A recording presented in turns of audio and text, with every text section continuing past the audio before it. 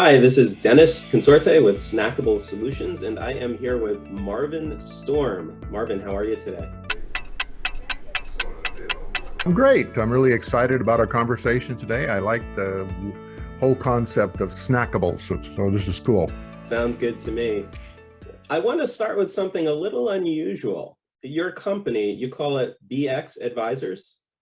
Yeah, I have my consulting company, which is BX Advisors, which focuses on business exits, and I have an accompanying podcast. I interview business intermediaries like investment bankers, mergers and acquisitions specialists, CPAs, business brokers, people that are kind of involved in the transaction flow of helping entrepreneurs monetize their business when they sell it. What I found interesting when we first connected was you have some ideas about how people can actually double their profits when they sell their business, when they are acquired. How do you even begin to think about something like that? Well, one of the things I found, I got into this, I'm sort of at the tail end of my career. I had an exit a few years ago, and I'd had a couple of exits in my career. I've been an entrepreneur most of my life. I got my real start in business in the accounting world. I worked for a large national accounting company, and I left that environment and struck out on my own with a co-founder. And over the years, I've been involved in different types of businesses. And after 7, 8, 10 years, the world changes, your interests change, goals and objectives change. Like with my co-founder, he wanted to go right, I wanted to go left, and we decided to step away and exit the business at that time. And each time that I had an exit, it was a new experience. One thing that I found is that business owners get really good at what they do on a day-to-day basis. And I would say most entrepreneurs become experts at what they do because that's who they are, what they spend all their time doing. And when they do that, they really get this intuitive feel of how to make decisions in real time. But when it comes to exiting a business, this is a new experience for them. They haven't done it. And if they have done it once, the next one is going to be different. And it's very difficult to monetize and maximize the value of a business when you step away or sell your business. And if you do the right things, and it's not rocket science, but because you don't do it all the time, you don't really have that intuitive, innate feeling of what you should be doing to capitalize on all that hard work that you developed over time. It's not an understatement or a brash claim that you can get 100, 200% more for your business if you do the right things prior to showing up one day and deciding, well, I think I'm going to sell my business for whatever reason. If you position it, you plan it, you optimize your tax situation, you can literally dramatically increase. And 200%, 300%, 400%, I've seen 10x when the right things are done. Versus just kind of winging it, because that's what a lot of entrepreneurs do, is that, they get so used to making decisions on the fly, making decisions in real time, solving problems, coming up with those solutions and executing and implementing them.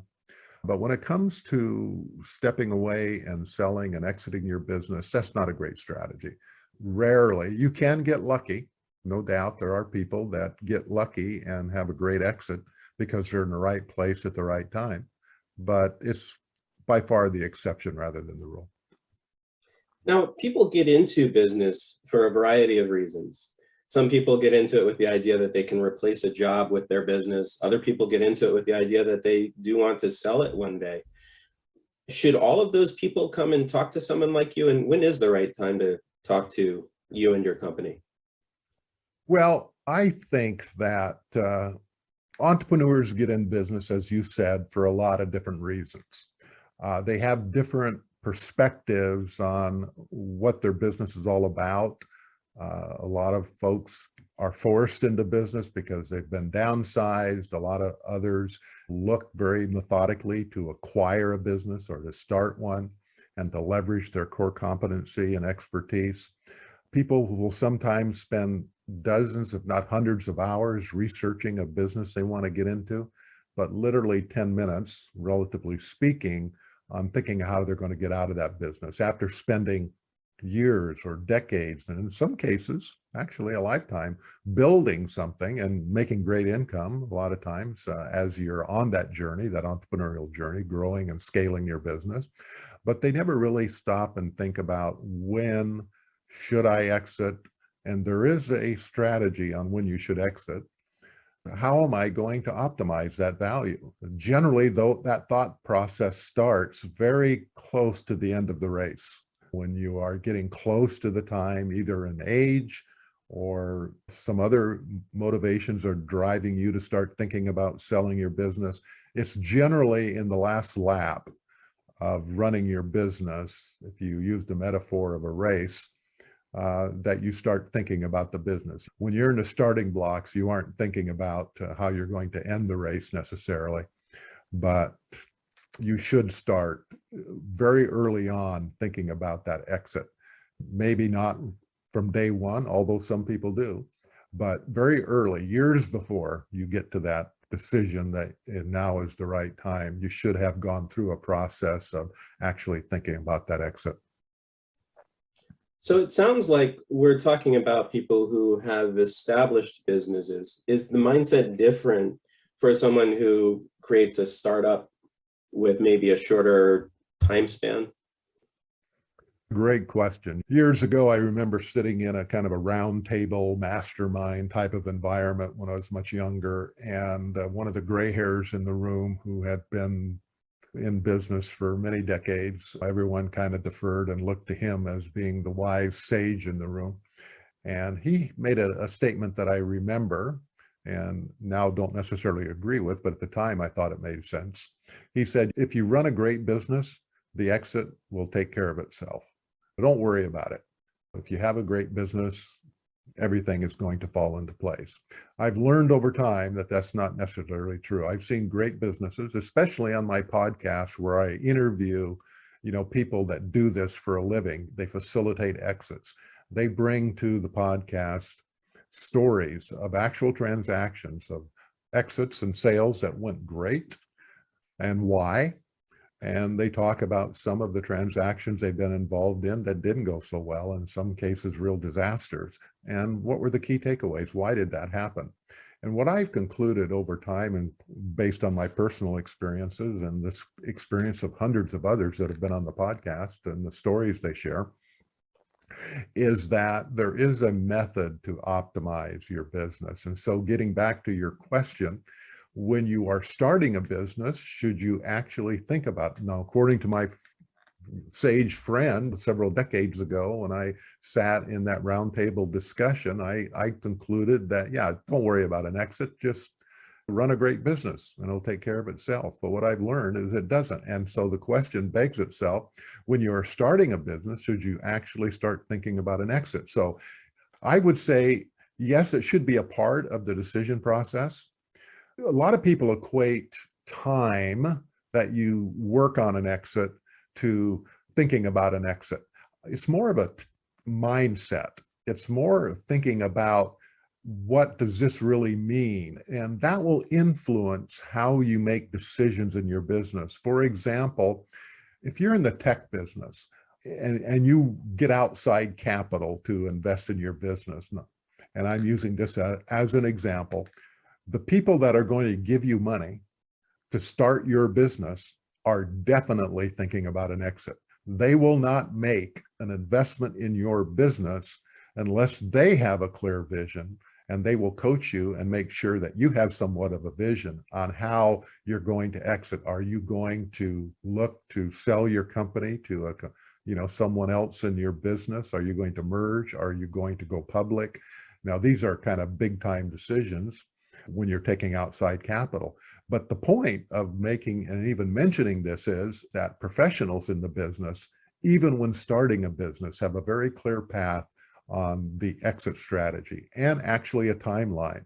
If you were to attract outside capital in the form of private equity, those private equity funds have a definite time window and horizon for that fund. It may be 5 years, 7 years, generally not longer than that. and they want to monetize the business. So in my specific situation, on one of my exits, my last exit, I had private equity involved.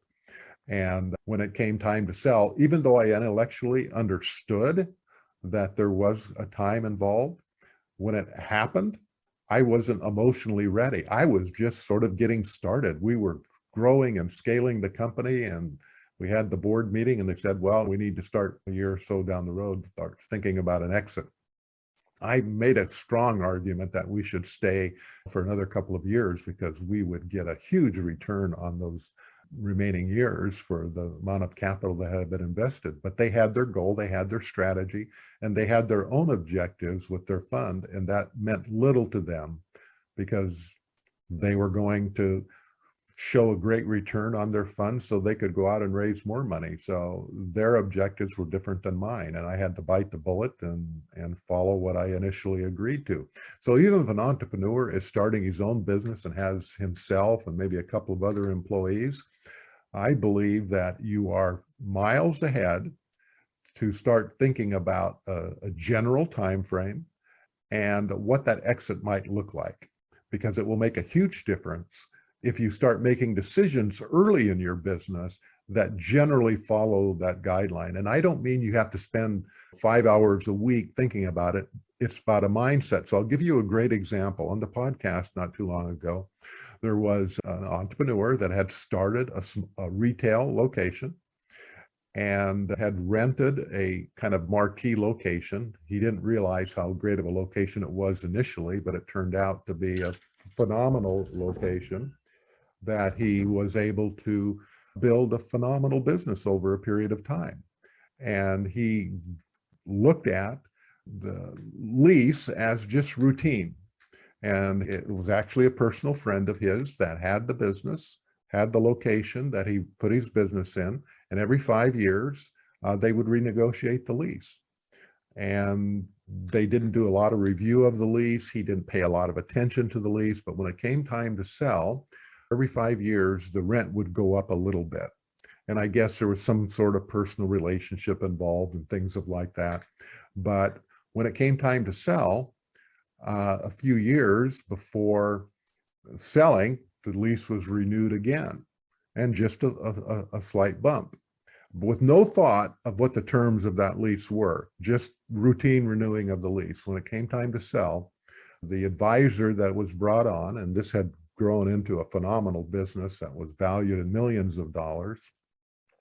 When it came time to sell, the buyer's attorneys looked at the lease and noted that there was no transferable clause, that it couldn't be transferred, that a new lease would have to be negotiated.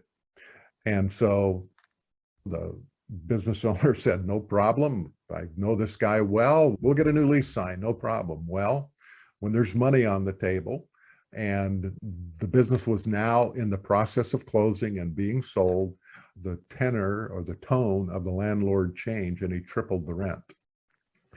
And because it was far below market value. And that dramatically impacted the value of the business. It dropped the value of that business nearly $500,000 because it was being sold at a multiple of 5 times revenue because it was such a great business, and $100,000 of additional expense, which was about what that was in rent expense. You multiply that times 5 because that would the amount of profitability with the increased rent. The projected rent would be $100,000 less, and that translated into $500,000 of lost value simply because that clause was not included in the lease. And so if there'd been a little bit more thought, there'd have been a significant difference in the actual exit value of that business. So that's just one thing. It's more of a mindset you're thinking about when you're negotiating contracts with landlords and employees and vendors and other people that you have contracts with. You just need to think about, well, what's this contract going to mean when I get ready to exit? So that's what I mean by kind of a state of mind or the thought process of looking toward an exit down the road. And when you work up to that last 3, 4, or 5 years, you need to really shift gears and start thinking about those type of things because it will protect your value on an exit. Yeah, it sounds like what I'm hearing is that many people don't do this. They don't have this mindset. And they should probably take inventory on everything that they're doing, all the contracts they've signed, all of that stuff, in order to prepare for this exit. Is that what you're saying? Yeah, that's a great summary to what people should actually do. If you're just doing it at your own peril, we could spend the next 3-4 hours talking about situations where businesses have been discounted because of that process not taking place, and in fact, some cases not even being able to be sold. If you're in the computer business, software business, something that's technology oriented, and you don't have all of the intellectual property tied to your software locked down, and you're going to be selling to another firm that's in the technology business, you can't provide especially when you use outside contractors to help you develop the software. You may not have an agreement with those outside contractors of who actually owns the work product. And that's a big deal for a technology company, because they want to make sure that they have all of the rights to that intellectual property, because that's primarily what they're going to be paying for. And so just little things like that. I mean, I've had situations in my own businesses where I had used outside contractors to develop software, and not even thinking about it, just assuming it was my work because I was paying them for it. That doesn't legally make it my work unless you have an agreement that they're assigning the rights to you and that it is your work product. And that's a big deal when it comes to selling your business. So all of those type of things are more of a mindset that you need to think about, the type of things that a buyer is going to want to see. I've often said to an owner of a business, an entrepreneur that, is excitable and has built a great business and thinks his business is kind of bulletproof and it's worth a lot of money, I've actually said to them, would you actually pay what you're going to be asking for your business in cash when it comes time to sell? If you were the buyer, would you pay what you're asking? And they kind of looked down at the desk and shuffled their feet and said, well, you got a good point there. I don't know if I would or not, because they know where all the skeletons are buried and some of the problems with the business. And a buyer is going to do a lot of digging and due diligence to figure out what you're not telling them. Yeah, that's actually a really important point that brings me to another question. I want to shift gears a little bit. Sure. Because as a digital marketer and operations consultant, I work with a number of startups, and we've had the privilege of being able to pitch different companies in front of investors. And with these kinds of businesses, they often want to know what your why is. Why are you doing what you do? They want to see the passion in what you do. Is that the same with somebody who's maybe been in business for 10, 15, 20 years, who's thinking about an out? Like, what do those buyers look for? Well, it really depends on the type of buyer. When you're talking in technology, especially if the entrepreneur is going to remain with the company, they're going to sell the company, but remain as part of the management team with the company. Those are the type of questions that a buyer really wants to understand: how much passion you have, how committed you are to the company, and what your vision of the future is, especially if you're going to be a part of the company going forward for a period of time. If you have a financial buyer that's looking at your business and comes in the form of someone that's really not going to be running your business, similar types of issues are going to be involved. If you are selling to someone that is kind of replacing you, that's stepping into your shoes as the entrepreneur running the business, not so much. They're looking at their passion. They want to make sure that the cash flow is there and that everything ties off, that they're getting what they're buying, but they're stepping into your shoes. You may be there for a transition period of time, 6 months, a year, maybe less, but they're not all that concerned about your passion. If you're looking at a strategic buyer, someone that is going to buy you because your company is a good fit for what they're doing, and you're not going to necessarily remain on with the company, no, they're not all that interested. So it really depends on the type of buyer that's coming to the table of what their motivations are if you're going to be a key component of the sale that you're going to remain on for a period of time. They might want to understand the why of why you got started and how you grew the business, but maybe not so much about your passion if you're not going to be involved. Got it. Interesting stuff. And when you're thinking about selling your business, should you be out there hunting for buyers, or do you talk to somebody like Marvin and say, hey, I'm ready to sell my business, what do I do?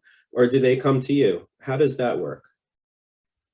Of all of the above, I think that any smart entrepreneur should always have the radar up for new customers, for new employees, and for buyers of their business. They should understand the competitive landscape, especially if you're looking for a strategic buyer, someone in your own industry that might be able to acquire your company because they have a customer list that's similar to yours that doesn't offer specifically what you have, especially in the technology field. That happens a lot, where a larger company will have thousands of clients selling a widget, and their widget is blue and your widget is red, and they're complementary but not competitive.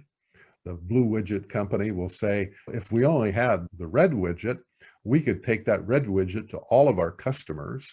60–70% of them would probably sign up for that service or product.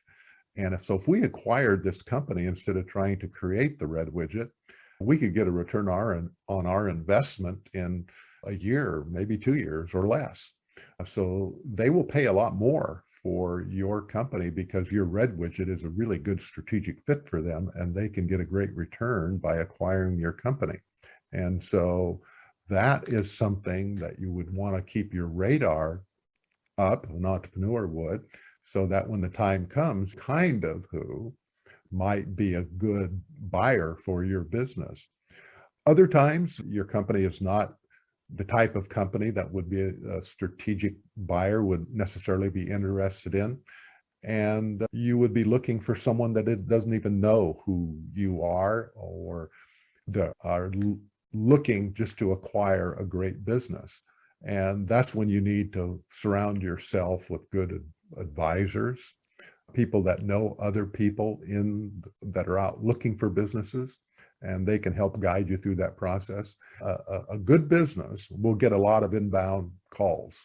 When I was running my businesses, I would get calls out of the blue from private equity or other people that were looking to buy a business.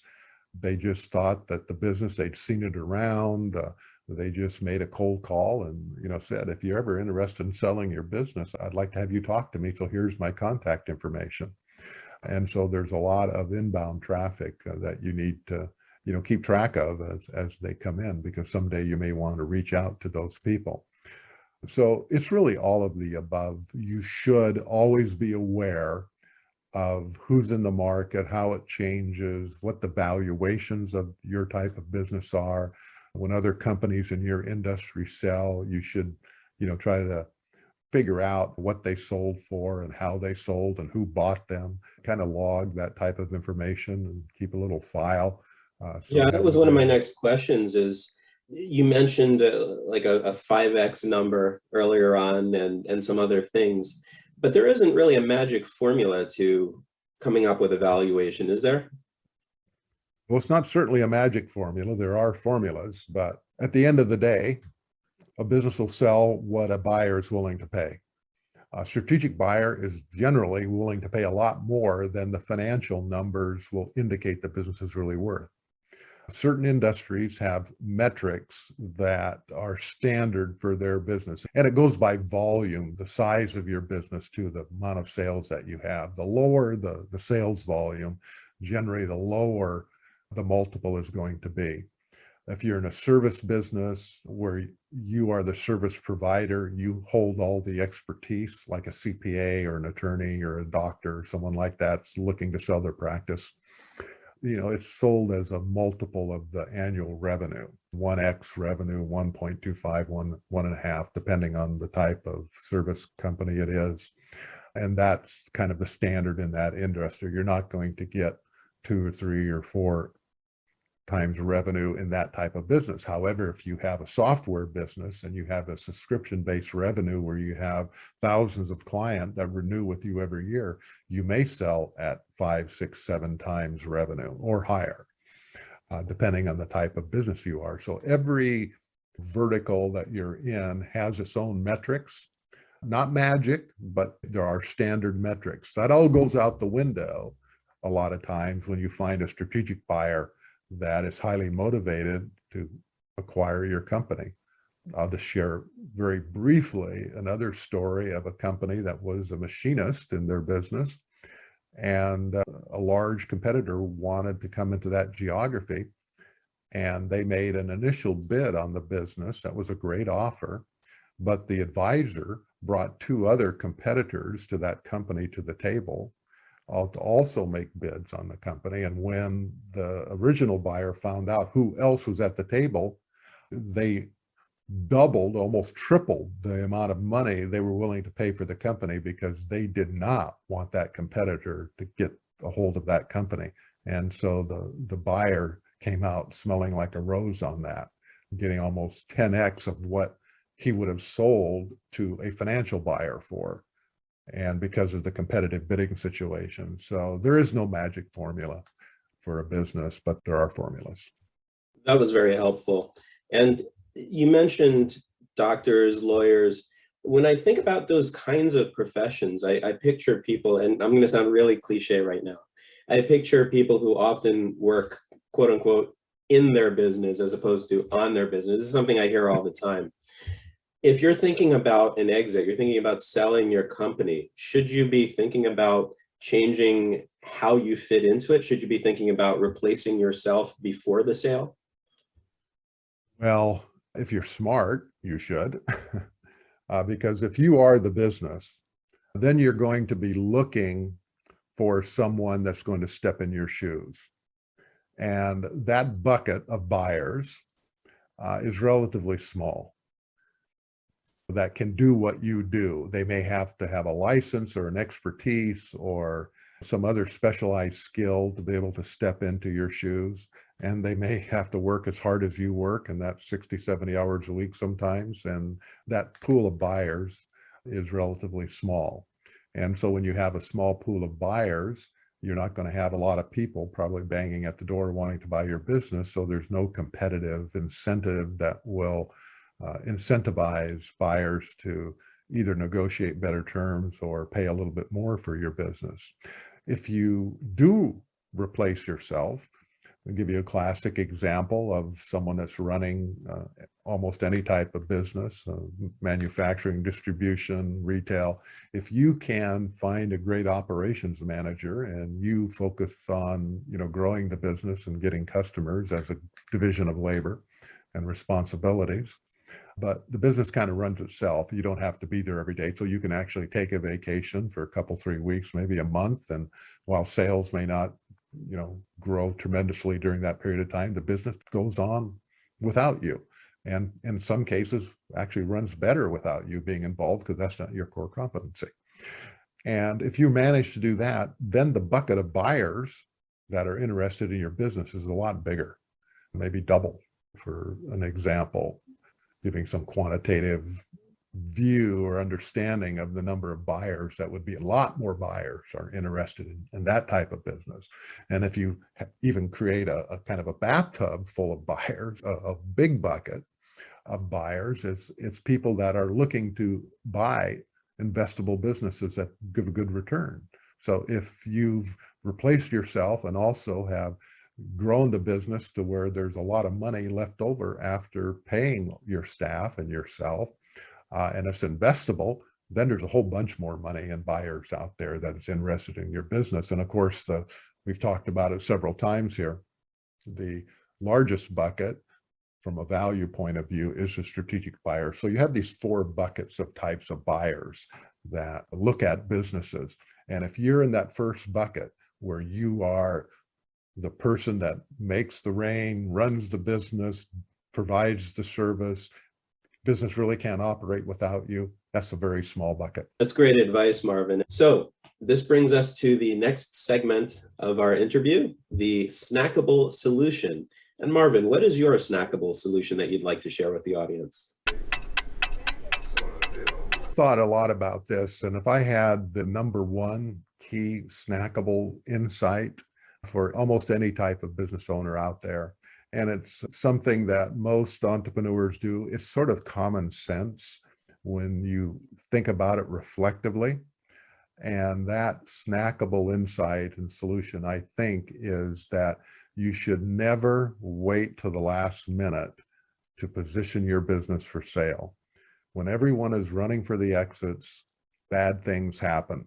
And so whether it's a year, 2 or 3, the more time you can provide for the thought process of getting things ready and teed up for that exit, the better off you're going to be.